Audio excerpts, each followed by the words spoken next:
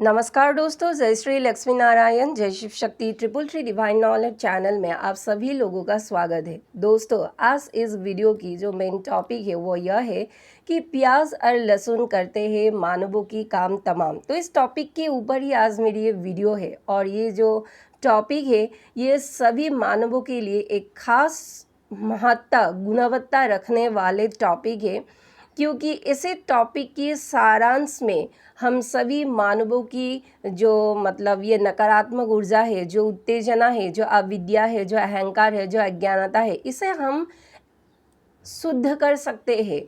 तो दोस्तों, आखिर कैसे शुद्ध करें? तो इस टॉपिक के अंदर जो सारांश अब मैं बताने वाली हूँ आप लोगों को, इससे आप लोगों को क्लियर हो जाएंगे कि ये सभी मानव में अंदर विद्यमान ये अज्ञानता, ये अविद्या, ये अहंकार, या यूँ कहिए कि ये नकारात्मकता, ये उत्तेजना, आखिर हम कैसे इसे काट सकते हैं। जी हाँ दोस्तों, तो दोस्तों बिना देर के इस वीडियो को कंटिन्यू करते हैं।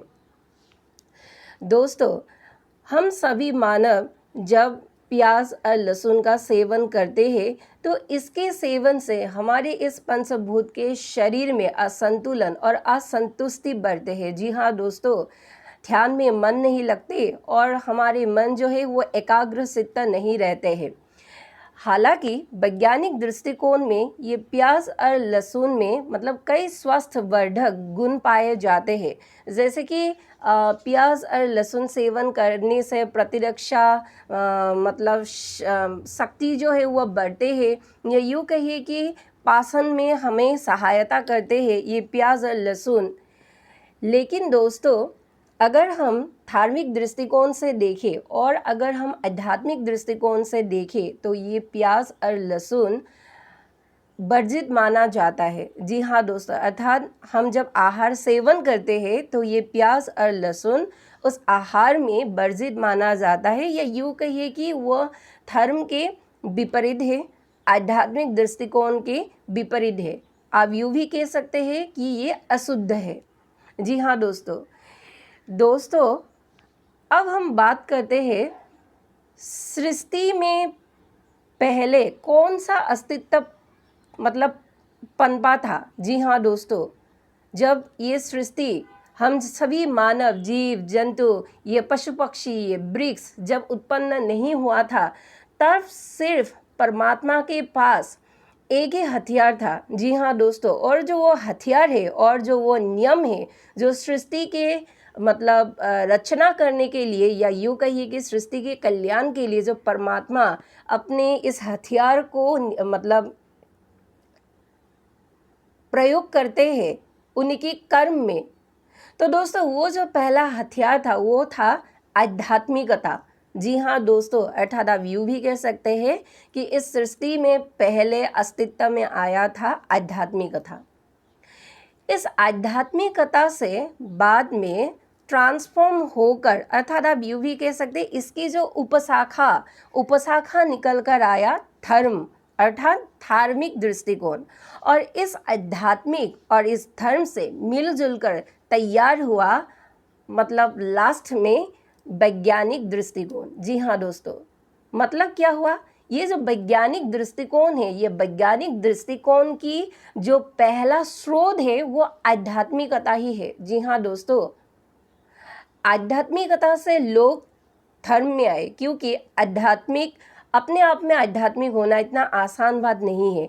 आप अगर एक आध्यात्मिक व्यक्ति खुद को बनाना चाहते हैं, या खुद को इस पंचभूत के शरीर को अगर आध्यात्मिकता में ढालना चाहते हैं, तो पहले आध्यात्मिकता के अंदर जो जो राज छुपा हुआ है उस सभी राज को उजागर कर कर आपको अपने मन एवं बुद्धि में वह चैनल करना होगा, तब जाके, और बहुत सारा अभ्यास करना होगा, तब जाके आप भीतर से एक आध्यात्मिक व्यक्ति बन सकते हैं।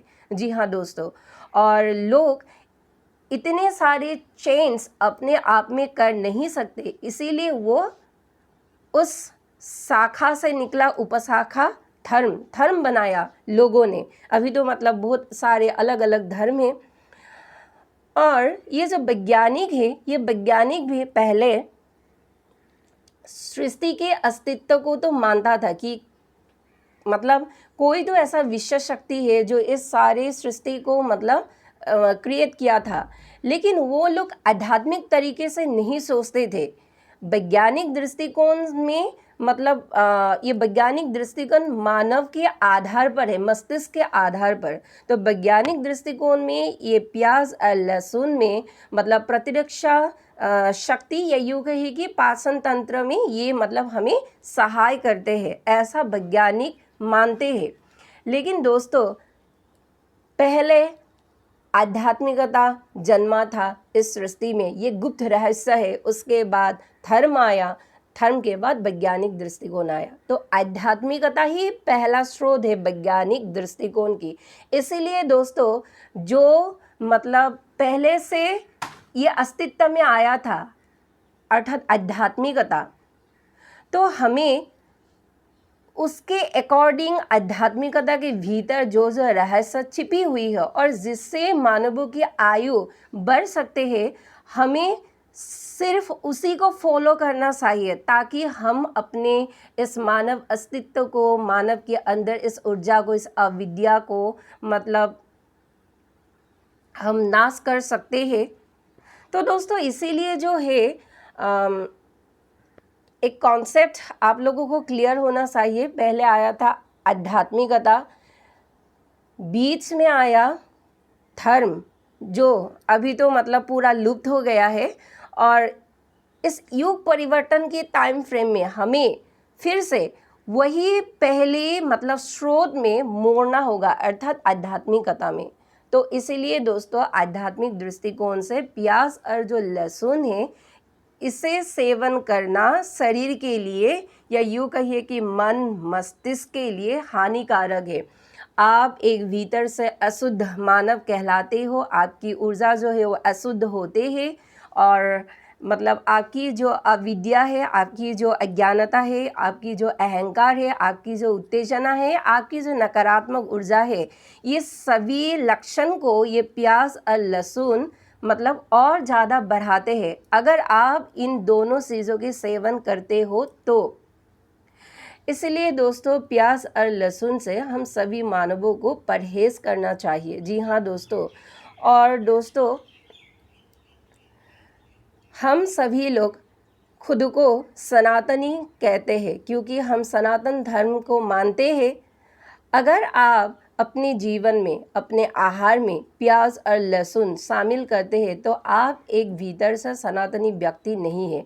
भले ही आप मुंह से अपने आप को सनातनी व्यक्ति की पहचान इस दुनिया को दे, लेकिन आप एक सनातनी व्यक्ति नहीं हैं, क्योंकि सनातन प्याज और लहसुन का सेवन आहार में ये इजाज़त नहीं देते हैं। जी हाँ दोस्तों, प्याज और लहसुन हमें किसी को भी मतलब खाना नहीं चाहिए, सिर्फ सनातन को ही नहीं, पूरे मानव जाति को खाना नहीं चाहिए, क्योंकि ये हमारी ऊर्जा को दूषित करते हैं। और दोस्तों इस सनातन के अंदर ही जो मतलब संप्रदाय है या यूँ कही के वैष्णव संप्रदाय, शैव संप्रदाय, शाक्त संप्रदाय, इन सभी संप्रदाय के लोगों को भी प्याज और लहसुन खाना नहीं चाहिए। जानती हो आप लोगों के दिमाग में एक प्रश्न उठ रहे हैं, और यह प्रश्न ये है कि चलो वैष्णव संप्रदाय के लोग तो जो मतलब दिल से मानते हैं कि हम वैष्णव संप्रदाय के लोग हैं, प्याज और लहसुन नहीं खाते हैं। भाई शैव संप्रदाय के जो लोग हैं अगर भीतर से एक आध्यात्मिक मतलब मानव है तो वो भी प्याज और लहसुन नहीं खाते हैं। लेकिन आजकल बहुत कम ही देखा जाता है कि कोई शैव संप्रदाय के लोग प्याज और लहसुन नहीं खाते हैं। अच्छा, उसे भी जाने दीजिए। अब हमारे पास आते हैं घूर फिर कर शाक्त संप्रदाय। तो दोस्तों आप लोगों के दिमाग में ये प्रश्न उठ रहा है कि शाक्त संप्रदाय के लोग ये बलि विधान में मांस और मछली खाते हैं, प्याज और लहसुन को तो तुम छोड़ो। अर्थात आप लोगों के दिमाग में ये क्वेश्चन आ रहा है।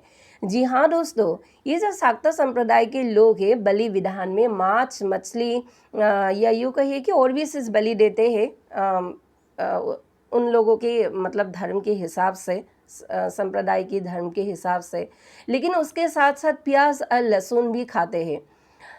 तो दोस्तों वो लोग खाते हैं वो इसलिए क्योंकि उनके जीव में कंट्रोल नहीं है। जी हाँ दोस्तों, उनके जीव में कंट्रोल नहीं है, इसीलिए शाक्त संप्रदाय के, मैं शाक्त संप्रदाय के बारे में बात कर रही हूँ। शाक्त संप्रदाय के लोग प्याज और लहसुन खाते हैं, और सिर्फ यही नहीं, वो अपने मन के अकॉर्डिंग मांस और मछली भी खाते हैं जो बलि देते हैं देवी को। सर्वप्रथम आपको ये समझना होगा कि कोई भी देवी देवता बलि नहीं लेते हैं। ये मानव अपने मनोकामना को पूर्ण करने के लिए तरह तरह के जो मतलब इंसानी दिमाग में जो ये मनोकामनाएं की ये जो धाराएं बहते हैं, इसको परिपूर्ण करने के लिए लोग जो है देवी माँ के सामने बलि विधान प्रथा रखते हैं। जी हाँ दोस्तों, और लोगों की ऐसा सोच है कि अगर देवी माँ को बलि दिया जाता है तो प्याज और लहसुन खाने में क्या बुराई है। जी हाँ दोस्तों, तो दोस्तों मैं आप लोगों को बता दूं कि ऐसे लोगों के ऐसा जो मतलब कर्म है, यही कर्म उनको जीवन के अंत में जाकर उसी कर्म की फल को दो गुना होकर मतलब भुगतना पड़ते हैं। लेकिन जब समय आते हैं तभी ये सभी चीज़ें उन लोगों को समझ में आते हैं। अभी दोस्तों मैं आप लोगों को एक प्लेस के बारे में मुझे याद आ गया, शायद आसाम ऐसा प्लेस है इस पूरे ब्रह्मांड में, और शायद दूसरे जगह में भी हो सकते हैं, लेकिन मैं सिर्फ असम के बारे में बात कर रही हूँ। असम की मतलब जगह जगह पर जो देवी मंदिर प्रतिष्ठित है, वो भी शक्तिपीठ। मैं कामाख्या धाम के बारे में बात नहीं कर रही हूँ, और भी है ना, उग्र ताराएं है, माँ तारा के ही उग्र रूप जो उग्र तारा है। मैं सिर्फ उग्र तारा मंदिर या काली मंदिर, ये सब मंदिरों के बारे में बात कर रही हूँ। तो दोस्तों उसमें क्या होता है, इन सभी मंदिरों में श्रद्धालु आते हैं माँ को दर्शन करने के लिए। माँ को धूप दीप एवं नैवेद्य मतलब अर्पण करते हैं, आरती करते हैं, या माँ की मंत्र जप कर कर मतलब अपने आत्मा को संतुष्ट करते हैं मंदिर के मतलब भीतर बैठ कर। लेकिन दोस्तों आसाम के मंदिर के मतलब बाहर ही एक ऐसा मतलब घर बनाया जाता है जिसमें इन सभी श्रद्धालुओं को मतलब खिचड़ी देते हैं खाने के लिए, अर्थात देवी माँ का ही भोग लगता है। जी हाँ दोस्तों, श्रद्धालु को खाने देते हैं। तो दोस्तों आप लोगों को हैरानी होंगे ये मतलब सुनकर कि वो जो खिचड़ी देते हैं उस खिचड़ी के मतलब साथ इन श्रद्धालुओं को खाने में मांस और मछली भी देते हैं।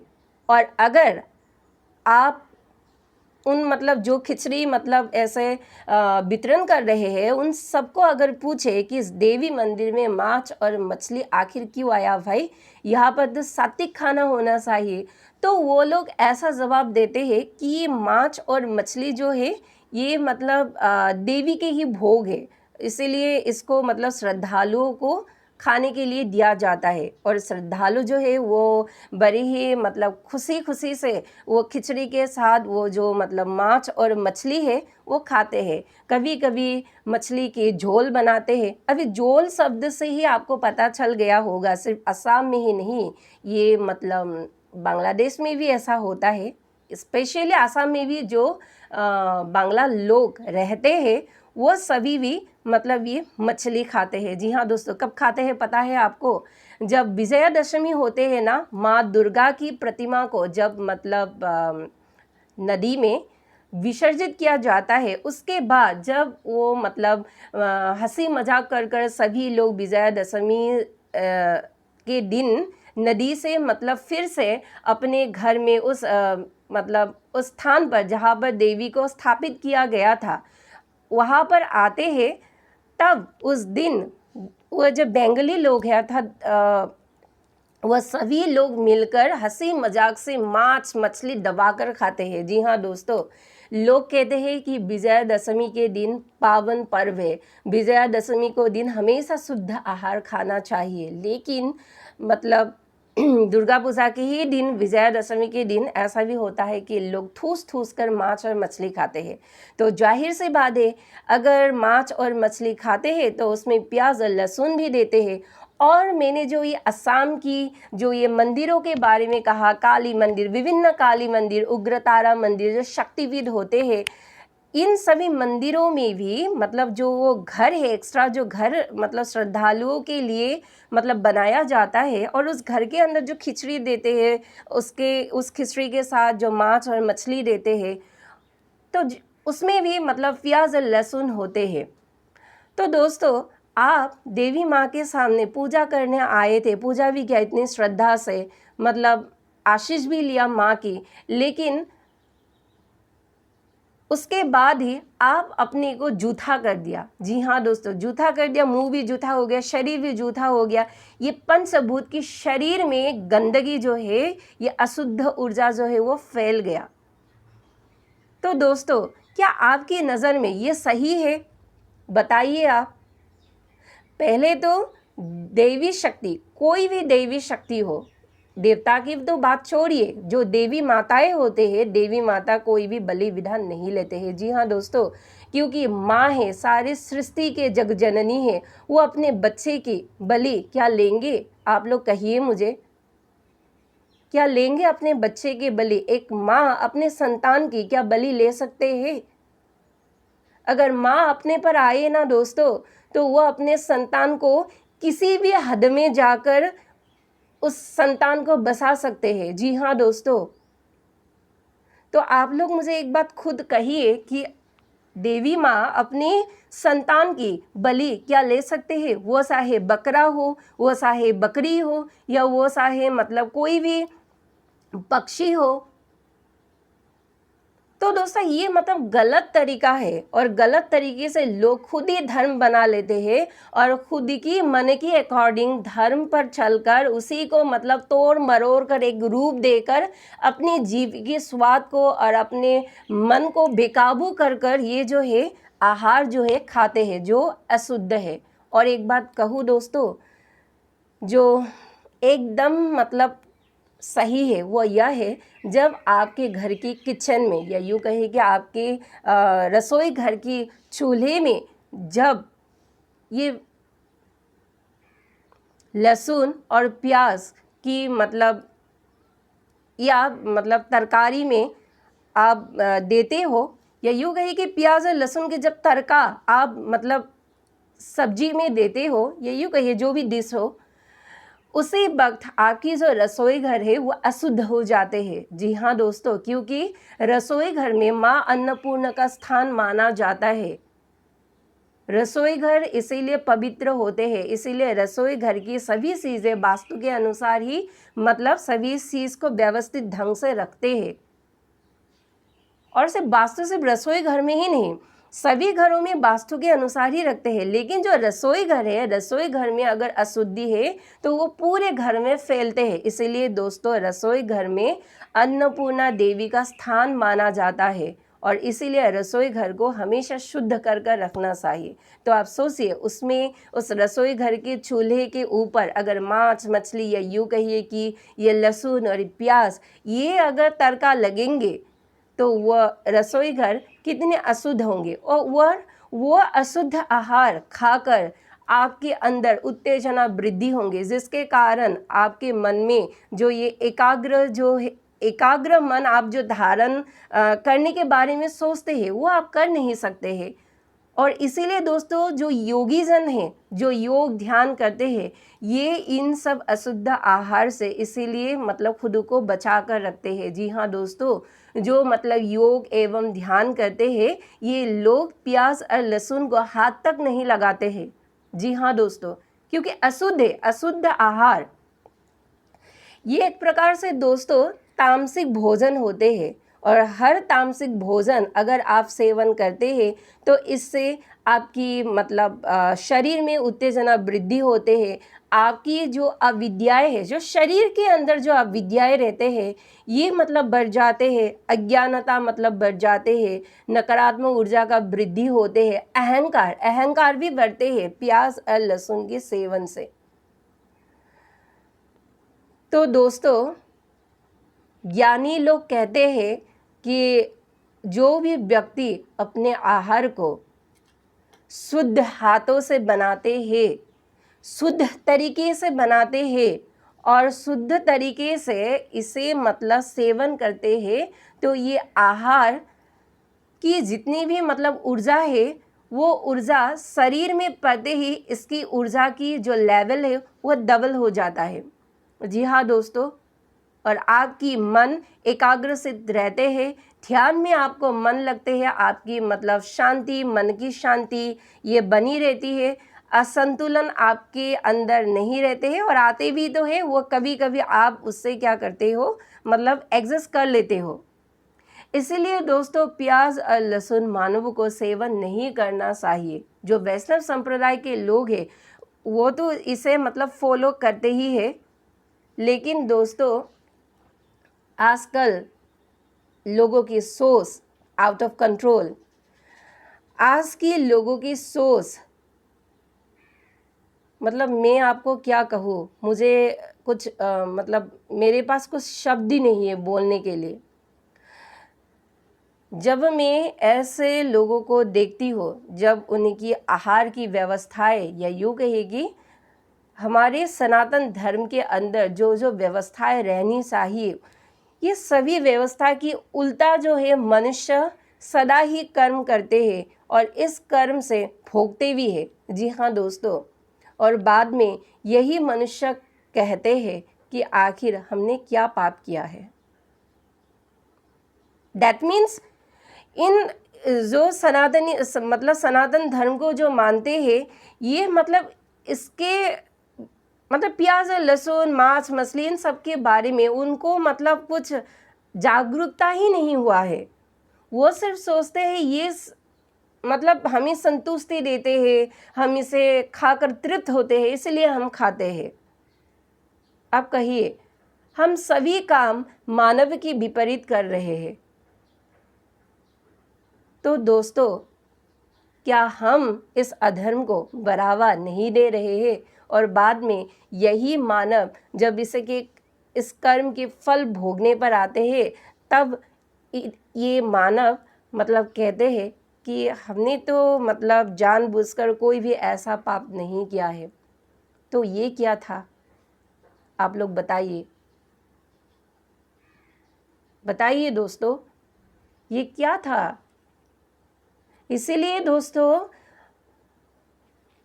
अगर आप अपने आत्मा की शुद्ध पहचान बनाना चाहते हैं, अगर आप एक भीतर से मतलब पवित्र ऊर्जा में आना चाहते हैं, आप एक भीतर से अपने आप को सनातनी कहना चाहते हैं, अगर आप अपने भीतर से इस अविद्या, नकारात्मकता, अहंकार या यूँ कही कि अज्ञानता को मारना चाहते हैं, तो फर्स्ट ऑफ ऑल आप लोग आहार में प्याज और लहसुन को जो आप लोग खाते हैं इसको बंद करिए। जी हाँ दोस्तों, पहले पहले मतलब आपको ये बहुत टफ लगेगा क्योंकि आपकी जीभ ने प्याज और लहसुन के स्वाद को सक चुका है, इसलिए दोस्तों ये आपके लिए बहुत टफ होगा। लेकिन दोस्तों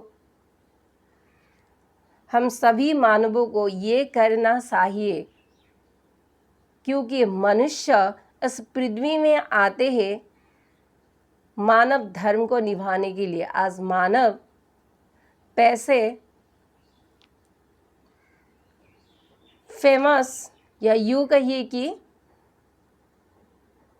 दिखावापन में इतने बदल चुके हैं कि हम सभी अपने अस्तित्व को धीरे धीरे खोते जा रहे हैं। जी हाँ दोस्तों, और यही आपको एक मतलब बाहर से आपने एक अवयव तो बना लिया मानव शरीर का, रक्त मांस के अवयव, लेकिन उस शरीर में रक्त है, मांस है, हड्डी है, लेकिन उसे क्या कहते हैं, पवित्रता नहीं है, आपकी अंदर सकारात्मक ऊर्जा नहीं है।